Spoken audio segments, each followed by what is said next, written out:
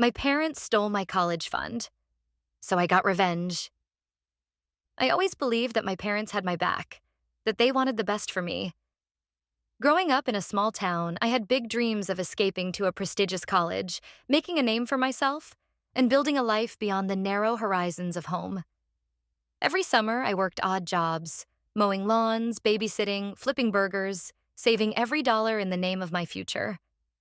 My parents promised that all this hard-earned money would go into my college fund. It was my senior year of high school when the truth punched me in the gut. The college acceptance letters began rolling in, and I was ecstatic, especially about the offer from my dream school. But excitement turned to dread when I sat down with my parents to discuss finances. Dad scratched his head and avoided my eyes. Mom sighed dramatically before delivering the news. "Honey, there is no college fund." Confusion clouded my mind.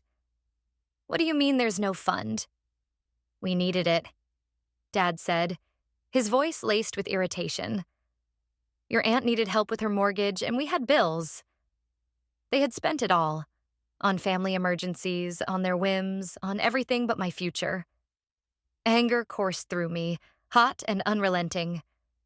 Their betrayals were not just financial, but personal. They had stolen my dream, my hard work, and my trust. I stormed out of the house, mind racing with plans for revenge. If they had robbed me of my future, then I would take back control in my own way. The first step was to get a job, something decent that paid well and didn't require a degree just yet.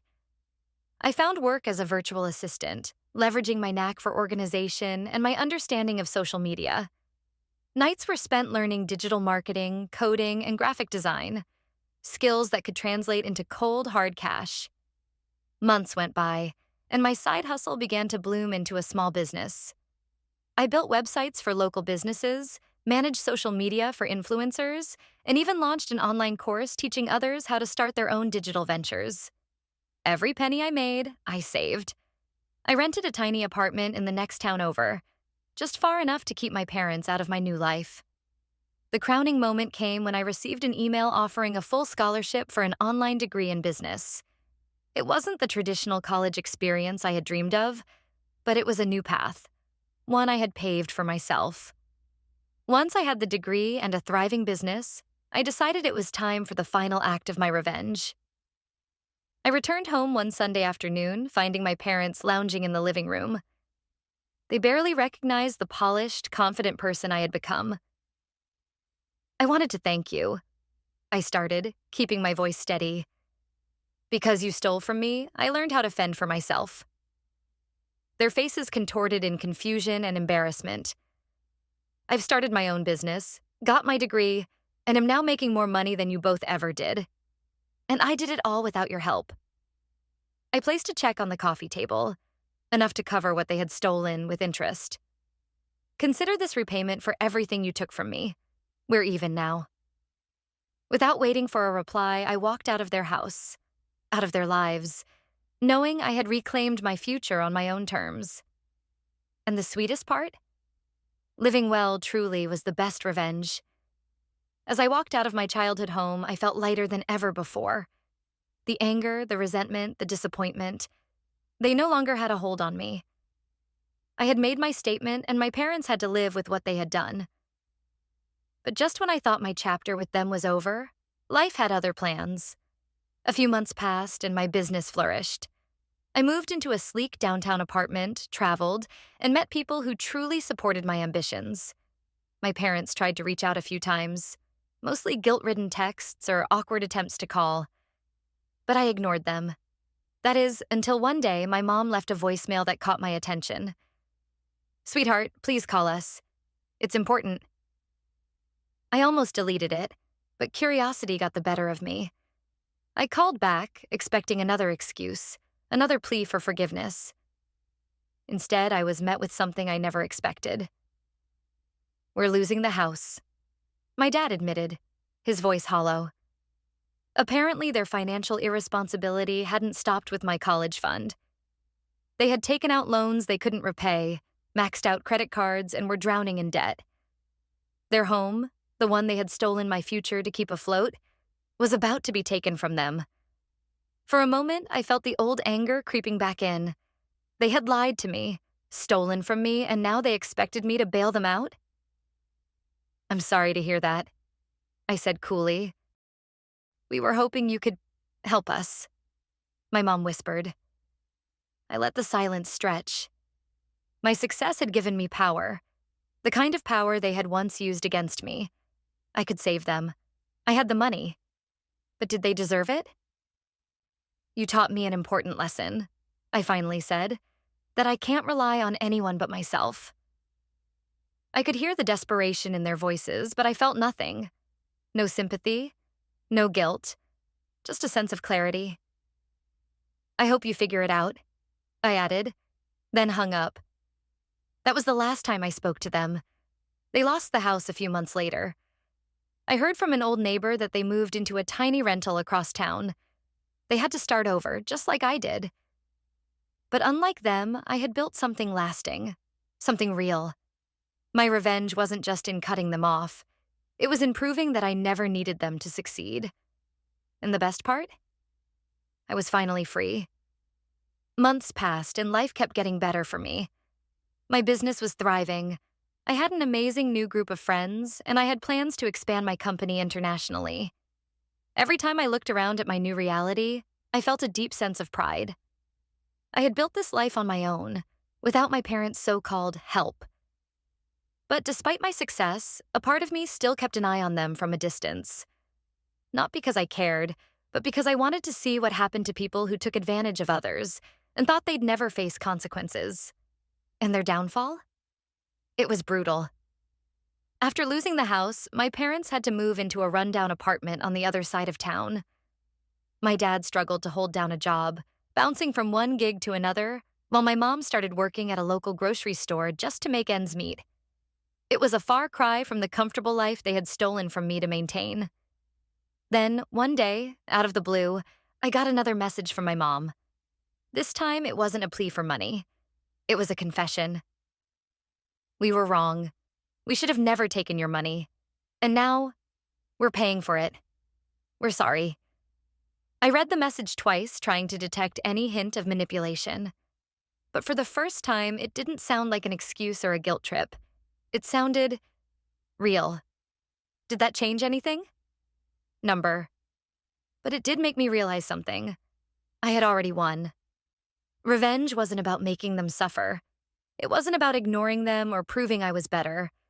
It was about taking control of my own destiny, about never letting anyone, especially them, dictate my future. So I made one final decision. I responded with just 2 words. I forgive you. Not for them, but for me.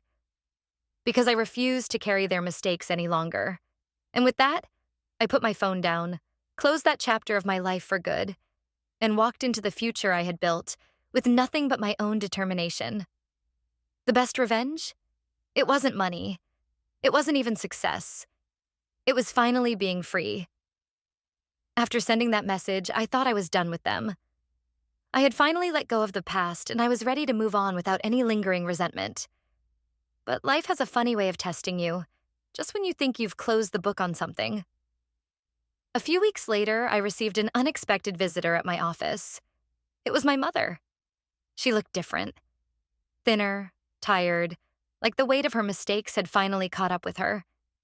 She hesitated at the door, unsure if she should even be there. "What do you want?" I asked, keeping my tone neutral. She stepped inside cautiously. I wanted to see you," she said, fidgeting with the strap of her worn-out purse. "And to say thank you." I frowned. "For what?" "For not letting what we did destroy you." She swallowed hard. "You could have turned bitter. You could have let it break you, but instead you became something we never imagined." I wasn't sure how to respond to that. She continued, "Your father and I, we were selfish. We took from you, and we never thought about what it would do to your future. But now, I see that you didn't just survive. You thrived, and we fell apart." I studied her, looking for some hidden agenda. But there was nothing. Just regret. I'm not here to ask for anything. She added quickly, as if reading my mind. I just wanted to tell you that, and to let you know that I understand why you walked away. For the first time, I didn't feel anger toward her. I just felt pity. She turned to leave, but just before she walked out, I found myself speaking. Mom. She paused. I hope you figure things out. She gave me a sad smile and nodded before disappearing out the door. That was the last time I saw her in person.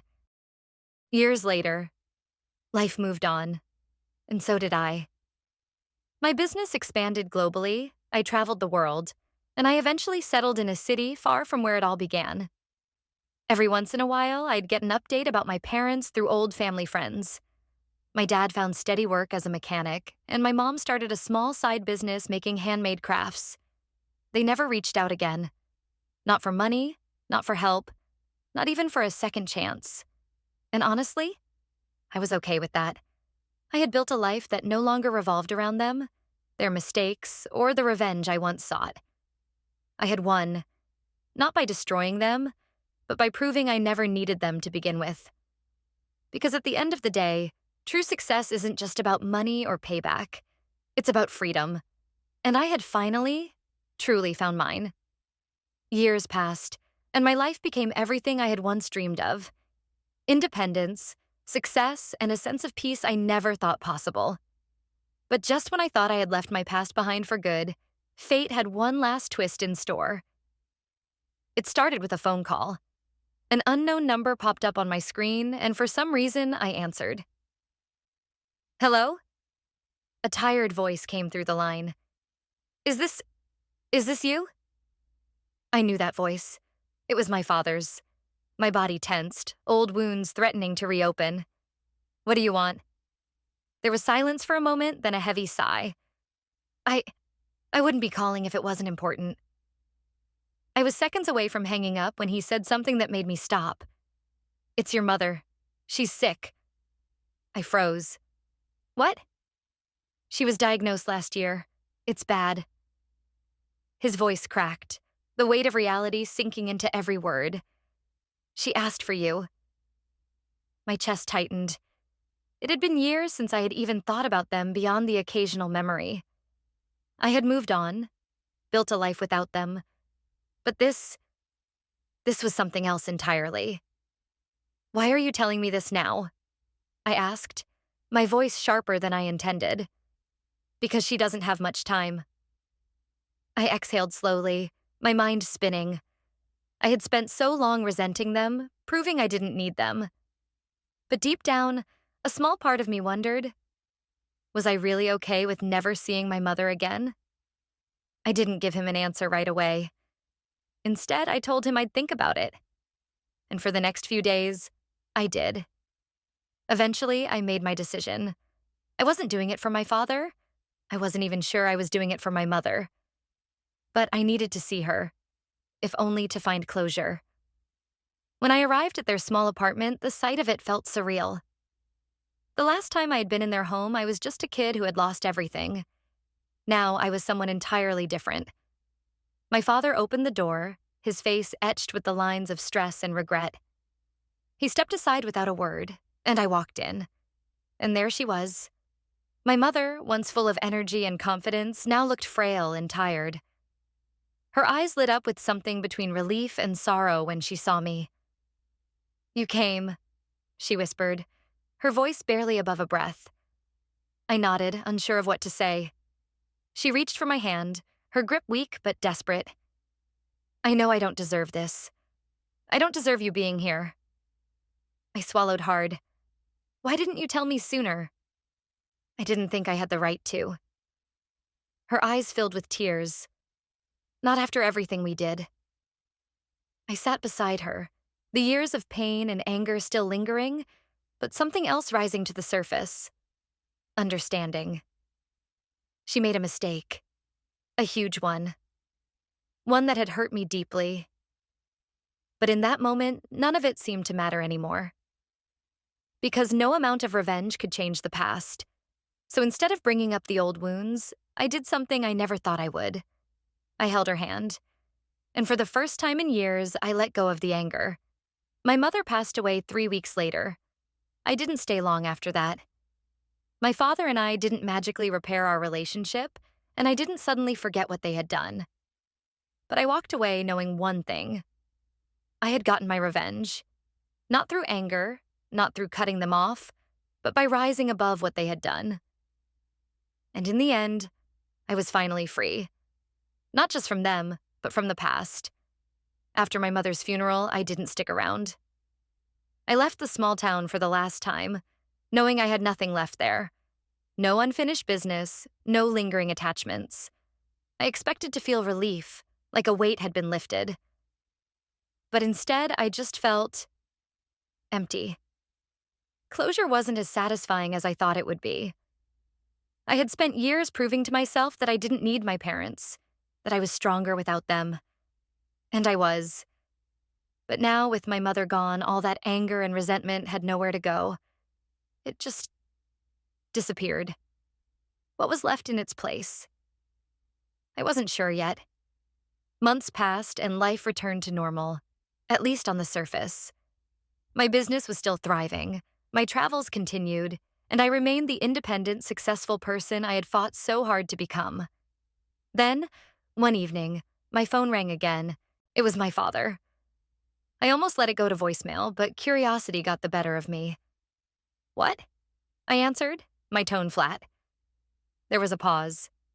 Then he spoke, his voice rougher than before. "I just wanted to say, thank you." "For what?" "For being there. For her," he said. "I know we don't deserve anything from you. I know I don't." I stayed silent, waiting. I messed up. We both did. And I live with that every day. He sighed. "But I'm trying to be better. Not because I expect you to forgive me, but because it's the least I can do." Something in his voice felt real. He wasn't asking for anything. He wasn't making excuses. He was just telling me. I leaned back in my chair, processing his words. For years, I had thought revenge meant cutting them off completely, proving I could succeed without them. And maybe that was true for a while. But now, I had nothing left to fight against.